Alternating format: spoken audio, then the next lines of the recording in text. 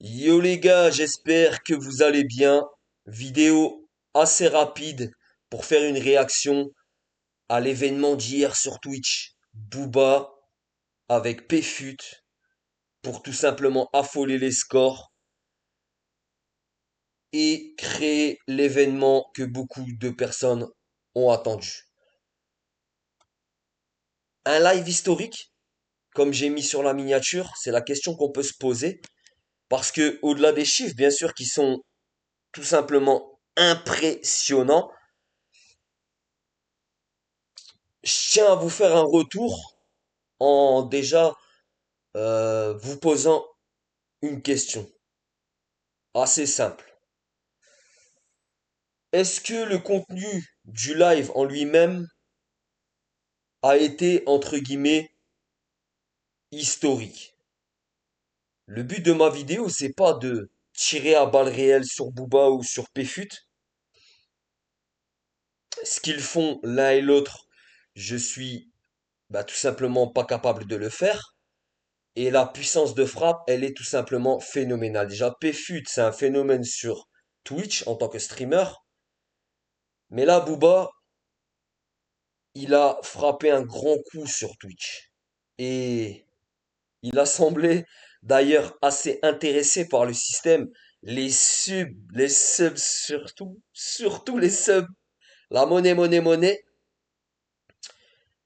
Mais entre 60 000 et 80 000 viewers constants sur l'événement, j'allais dire sur l'interview, mais en réalité, on peut pas vraiment parler d'une interview à proprement parler pour le coup.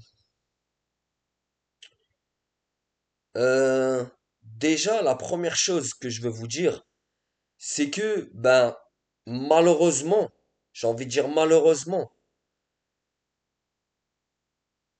Twitch, c'est de l'entertainment, PFUT fait de l'entertainment, Booba fait de l'entertainment, et 85-90% du live, ça a été uniquement de l'entertainment. Il y a eu beaucoup de questions par rapport au sub, par rapport au fait que est-ce que ça ramène de l'argent, est-ce que ça ramène pas de l'argent. Il y a eu beaucoup de choses assez, je vais dire, légères, comme par exemple le concours de traction, qui peut être marrant comme ça, mais bon, PFUT reçoit une légende. PFUT reçoit une légende. Donc, il lui a montré certains clips, il lui a posé certaines questions. Par exemple, il lui a demandé quels étaient ses clips préférés de toute sa carrière. Donc ça peut être intéressant. On a eu certains passages où Booba nous raconte un peu euh, voilà sa fille qui participe au Stade de France, l'élaboration du clip Petite Fille. Donc ça, c'est vrai que c'est assez intéressant et on a un Booba qui s'est un petit peu livré, on va dire. Mais il y a eu beaucoup d'aspects du live où moi, personnellement, j'ai pas trouvé ça forcément intéressant. Et quand je vois là les réactions sur X et sur TikTok, il y a des gens de la jeune génération qui disent ouais en fait c'était pas un événement plus que ça puisque Booba en lui-même, moi je m'en fiche un peu. Et moi je suis pas dans ce cas-là puisque moi on va dire Rof, Booba, limite voilà des rappeurs de ce type-là, on va dire, c'est des rappeurs qui nous ont marqués, qu'on le veuille ou non. C'est-à-dire, il n'y a pas de prise de camp ici, il n'y a pas de prise de position, il n'y a pas de ce genre de truc-là ici. Vous savez très bien.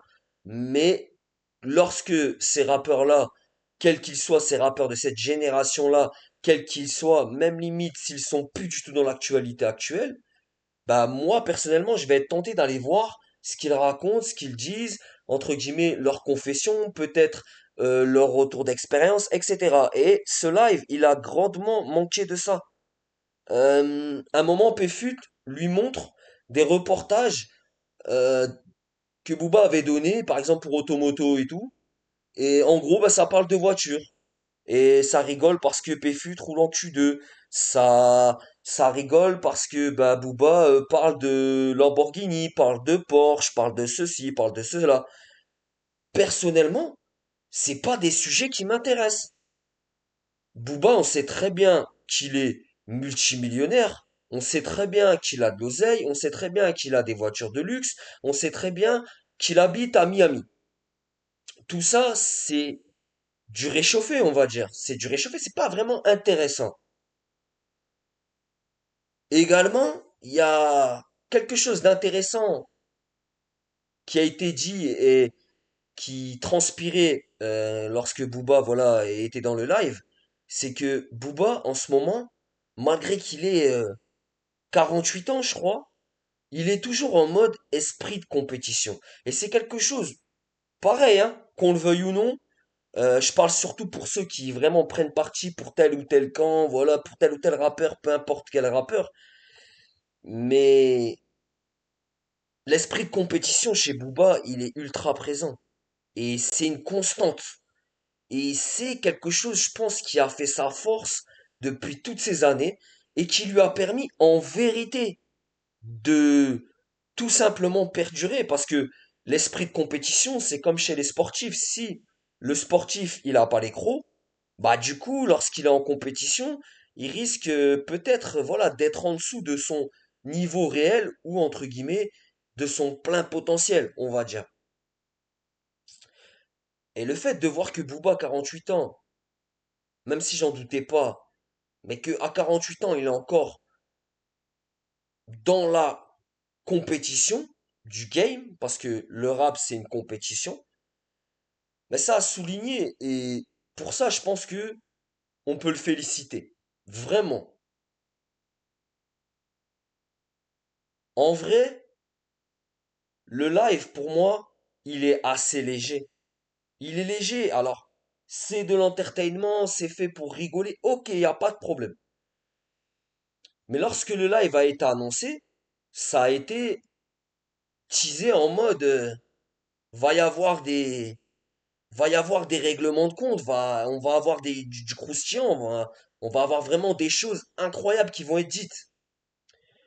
Certes, Booba a taclé quelques personnes, a parlé de certaines polémiques. Par exemple, il est revenu sur la polémique avec Caris, il est revenu sur son avis envers SCH, SCH qu'il aime pas du tout apparemment. Il est même revenu sur sa réaction à l'album Fitna de Rof. Et même Demdem, même SCH, même Caris, Nino, Niska, il a parlé de pas mal de rappeurs en vrai. Et ben avec tous ces rappeurs-là, il a été négatif, il a été positif, pardon. Et avec un seul rappeur, il a été négatif. Avec un terme comme l'échec est constant. Et ce rappeur-là, c'est Rof. Et quand j'ai entendu ça, je me suis dit, ouais, en fait, il a vraiment une dent. Il a une grosse dent, il a une grosse molaire contre Rof. Parce que Rof, c'est son plus bel ennemi.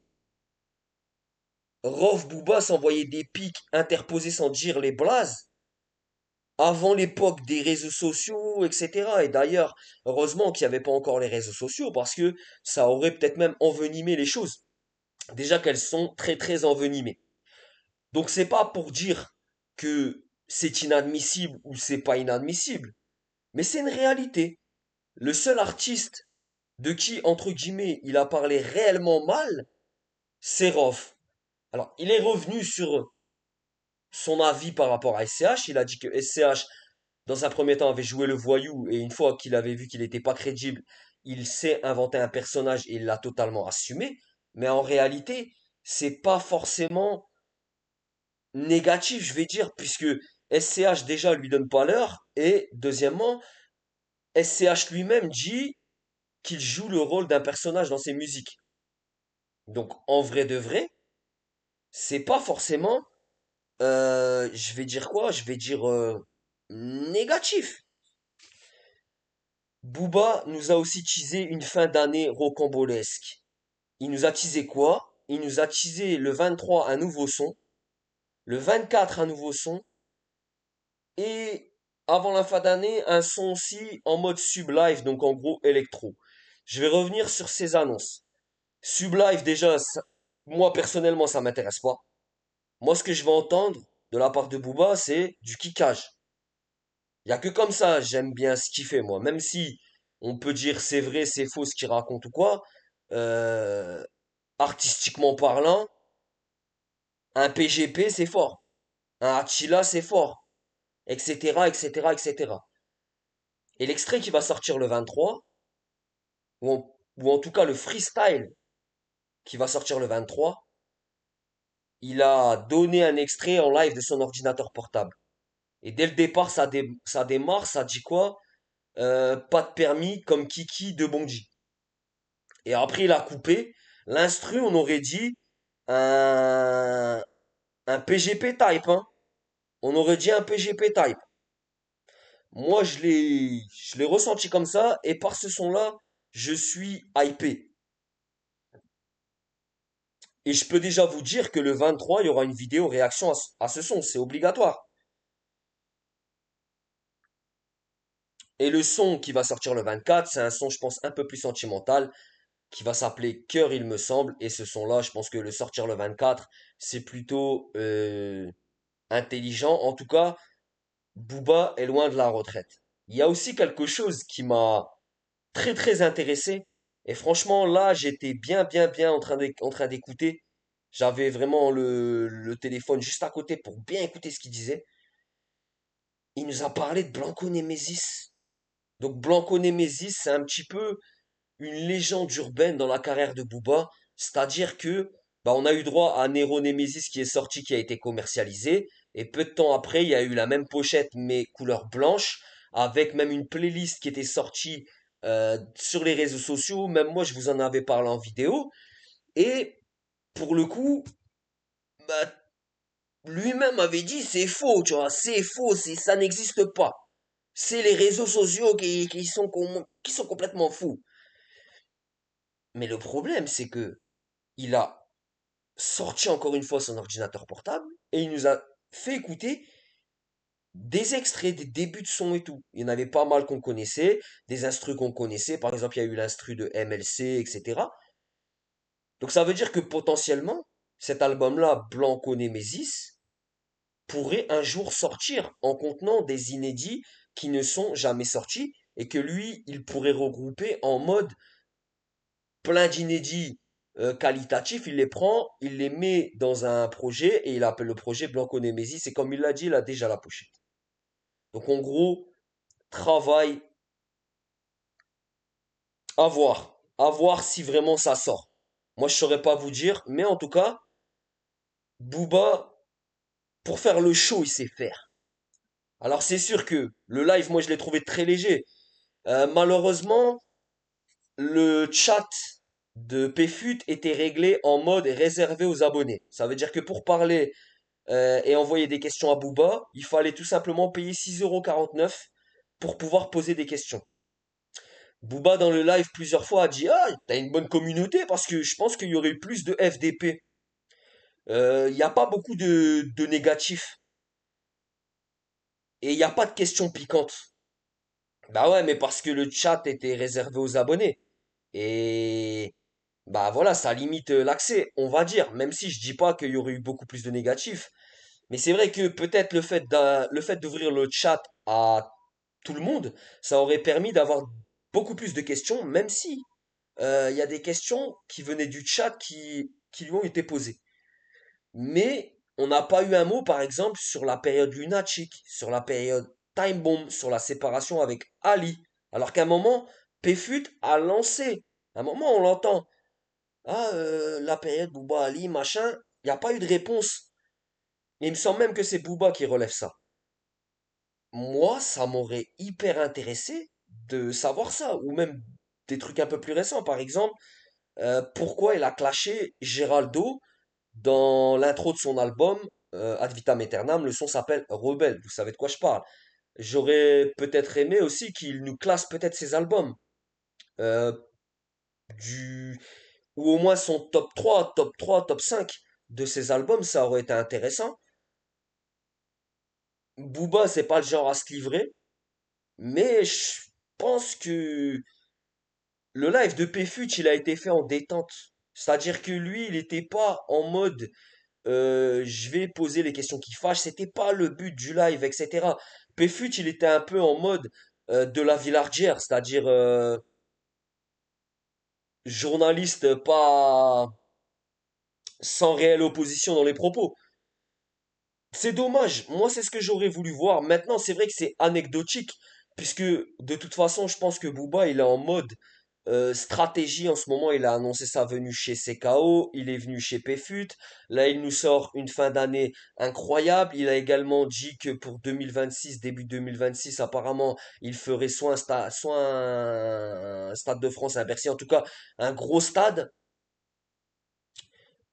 Il a aussi parlé d'un documentaire qui sortira en 2025, qui est en cours de montage, donc ça va sortir très bientôt. Il est en négociation avec les plateformes de streaming pour pouvoir le distribuer. Et là, on se rend compte que vraiment, Booba, c'est vraiment un touche-à-tout.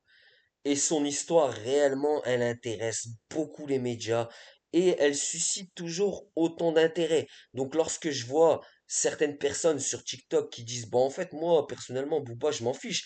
Mais déjà, ces personnes-là disent ça en faisant un TikTok qui fait plusieurs milliers de likes. Donc, c'est un petit peu hypocrite. Mais Booba fascine quand même, d'une certaine façon, toujours autant. Un truc qui est plutôt sympa aussi, c'est que PFUT, voilà, c'est un streamer confirmé, mais je veux dire, apparemment, c'est vraiment un fan de Booba, il aime vraiment sa musique. Donc pour lui, je pense que ça a été un kiff. Et ça, vraiment, déjà, pour lui, ça doit vraiment être, entre guillemets, un accomplissement, dans le sens où si c'est vraiment son rappeur préféré, etc., bah, le fait de le recevoir, de faire une émission avec lui, pour lui, quand même, ça doit être très, très satisfaisant. Et c'est pas tout le monde, de toute façon, qui aura Booba en live ou Booba en interview maintenant. Est-ce que Booba va vraiment arriver sur Twitch? On ne sait pas. Ça, c'est l'avenir qui nous le dira. Et rendez-vous au prochain épisode. Donc, je vous ai fait une réaction assez rapide au live de PFUT avec Booba. Dites-moi tout en commentaire. J'ai pas fait de montage, les vidéos montées vont revenir sur la chaîne, vous inquiétez pas les gars. Voilà, c'était Chroniqueur TV, je vous souhaite une excellente journée, à très bientôt les gars. Ciao!